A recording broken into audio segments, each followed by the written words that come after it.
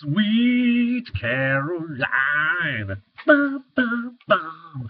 Good times never seemed so good, so good, so good, so. Oh, hi. I'm sorry. Put my microphone down here. I got carried away there. Oh, so hello and welcome to this week's lecture, which is all about the self. Our textbook discusses several ways that we shape our self-concept. One of those ways is explored in the reflected appraisal theory. This theory basically states that a large part of our self-concept is based on how others think of us. If a person tells us that we're a really good singer, we start to internalize that notion and it becomes part of who we are. Just think about American Idol. If you've ever watched the first few episodes of any American Idol season, you've probably seen some pretty horrendous singers. You might have even wondered, how did this person ever think they were good enough to be on American Idol? There's a strong likelihood that some of these not-so-great singers have been the victim of reflected appraisal gone wrong. Now, picture this. You're in a bar singing karaoke. People might have been drinking, and you might have been drinking, assuming you're of legal age, of course. And you get done singing, and these other rather inebriated people come up to you and say, "Wow, you're a great singer. You should go on American Idol." Now, just one person telling you that one time won't change your self-concept.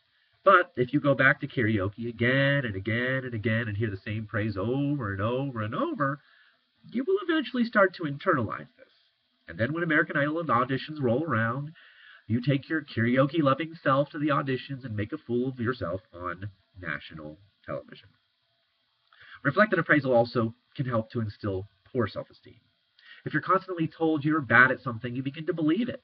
And this negativity will lead you to perhaps not pursue activities that you might have otherwise done if these negative Nancys and Nicks hadn't told you that you were bad at something.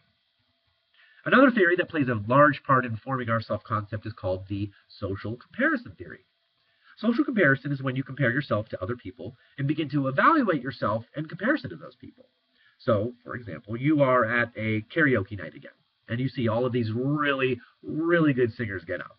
They, in your mind, sing so much better than you, so naturally you begin to feel like you're not a great singer.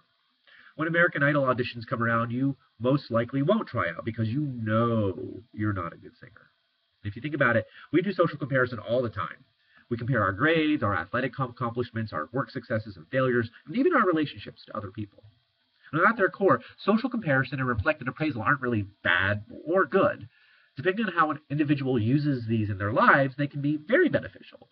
But they can also lead to poor self-esteem issues, which can in turn lead to other serious problems, such as body image issues, depression, and even self-harm. Taking in what others say and comparing yourself to others is something to be done with caution and much self-awareness. And that is all I have for this video. If you have comments, questions, or thoughts, you know where to find me. Now, I need to get ready for my American Idol audition.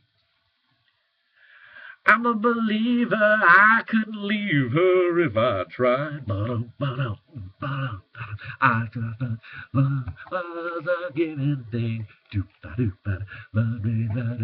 I gotta learn the words before I go to my audition, 'cause I don't know the words. I don't know the words to this song. I don't know the words.